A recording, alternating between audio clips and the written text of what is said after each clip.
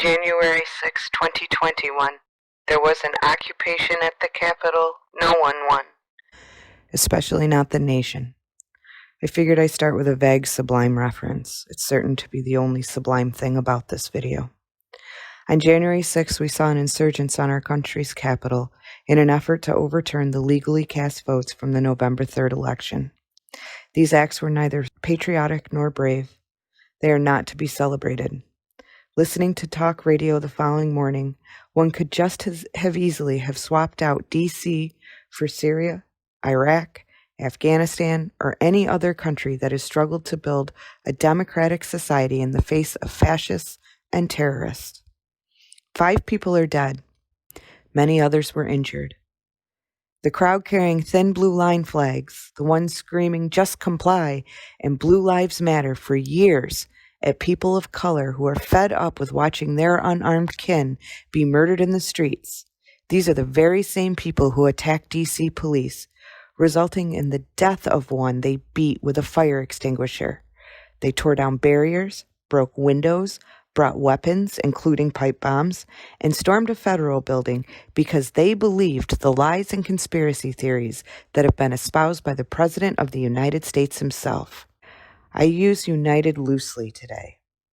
The most powerful leader in the free world stood before the angry mob he created and told them to march to the Capitol. You will not win with weakness. And they did. A woman was shot and killed while trying to break through the final defense before reaching the House chamber.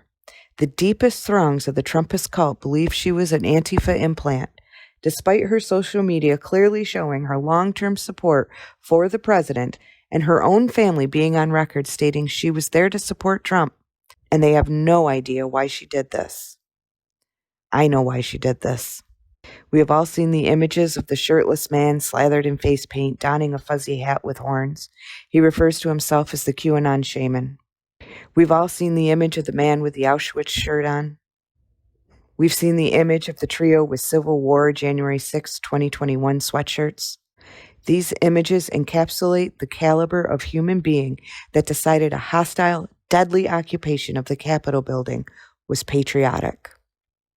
These are American citizens incited by the American president to show up and overturn a free, lawful election by any means necessary. The Proud Boys, who were told over the summer to stand back and stand by, were called to action by the president's many incendiary tweets. He lit this fire long before the election occurred. He has been stoking the anger and paranoia in his base since 2015. He expertly focused this anger towards immigrants, football players, and Muslims in the beginning. Then he broadened his focus. He stoked the flames. He leaned into the conspiracy about radical leftists, Marxists, Antifa, and BLM being terrorist organizations. He turned half the nation entirely against the other. Pit neighbor against neighbor. The left became demonized as communists out to destroy the country for saying things like, everyone should have health care, while his supporters excused brown babies thrown in cages without their mothers. And the divide grew.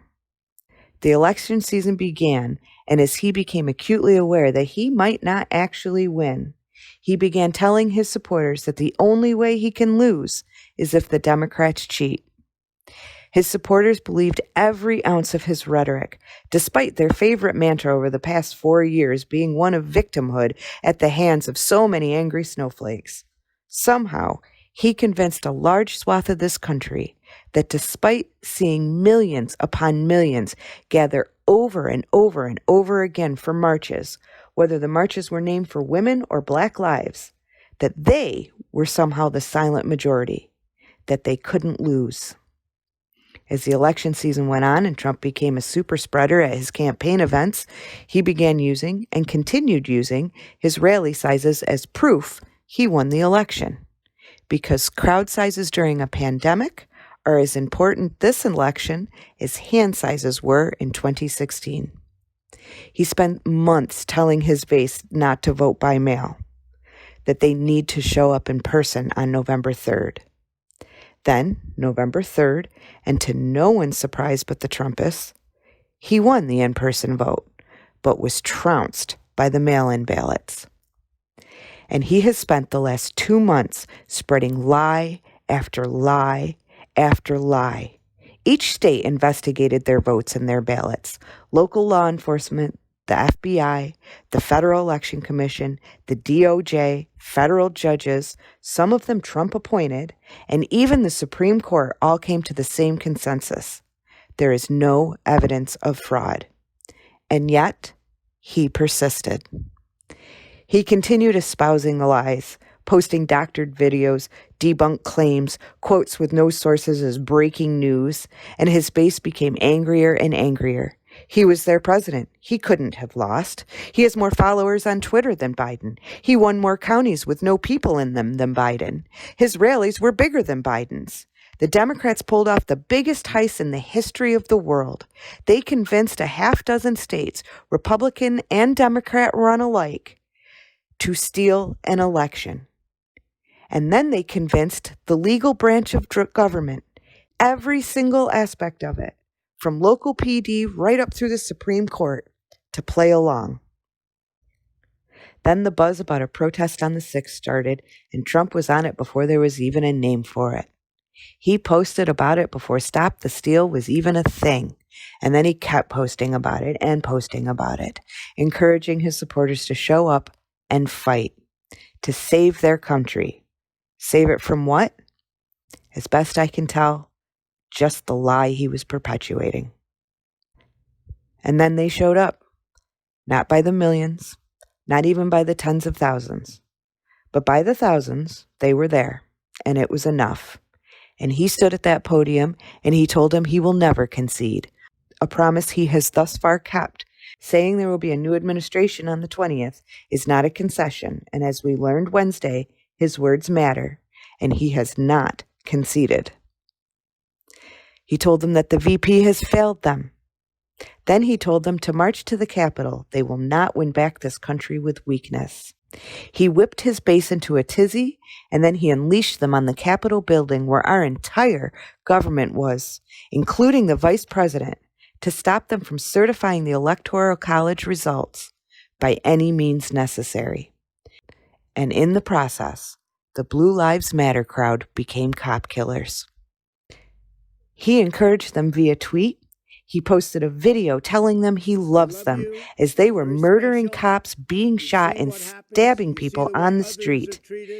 His account was ultimately suspended on Twitter, Facebook, and Instagram. The important thing is they failed. They interrupted the process, but democracy continued, and after we all watched these events unfold in horror, in due time they ended, and we ultimately saw Congress reconvene. And we went to bed and woke in the morning to find our democracy had prevailed and President-elect Joe Biden was certified by our legislative branch. Arrests are continuing, as they should, and hope to see them continue further. Republicans in the House are finally speaking out. Trump's cabinet members are resigning. The ship is sinking and the rats are jumping. The talk of evoking the 25th Amendment has faded, and on Monday, impeachment proceedings will begin. Facebook and Instagram kept him banned, but Twitter lifted it for a moment. However, I just learned that they have permanently suspended his account for his last 2 tweets. Their reasoning for doing so is unsettling, to say the least. The last 2 tweets he was allowed to post were the 75 million great American patriots who voted for me, America First, and Make America Great Again will have a giant voice long into the future. They will not be disrespected or treated unfairly in any way, shape, or form.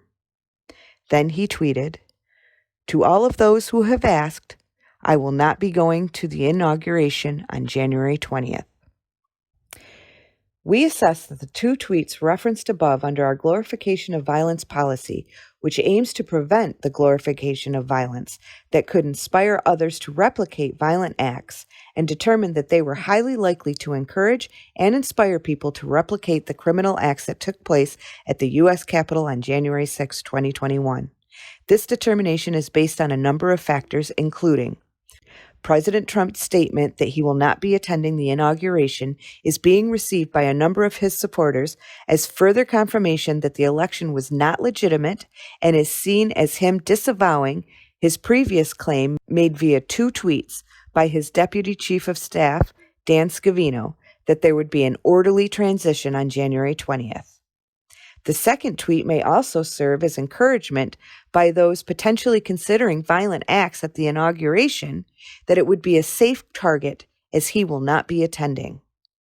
The use of words American patriots to describe some of his supporters is also being interpreted as supporting those committing violent acts at the U.S. Capitol. The mention of his supporters having a giant voice long into the future and that they will not be disrespected or treated unfairly in any way, shape, or form is being interpreted as further indication that President Trump does not plan to facilitate an orderly transition and instead that he plans to continue to support, empower, and shield those who believe he won the election.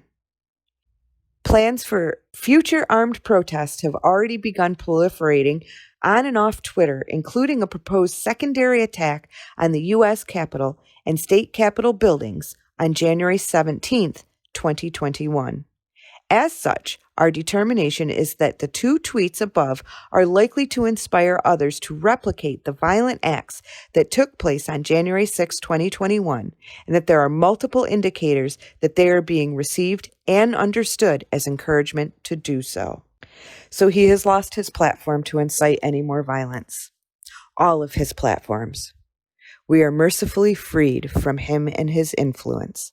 Finally. In 12 days, there will be a new president sworn in. Do I believe he will heal this country? No. Am I even excited about a Joe Biden presidency? Nope, not even a little. But we took well more than 2 steps backwards these past 4 years. Well more. At least the hemorrhaging has stopped. It is one thing that I can be grateful for. Blessed silence from Trump and an end to this era. Now I would just like to see him face some accountability. More importantly, I want his base, the party of personal responsibility, to see him face accountability. But that's a topic for another day. I will end with this, and I will only say it once, as this is not exactly what I intended this channel to be about.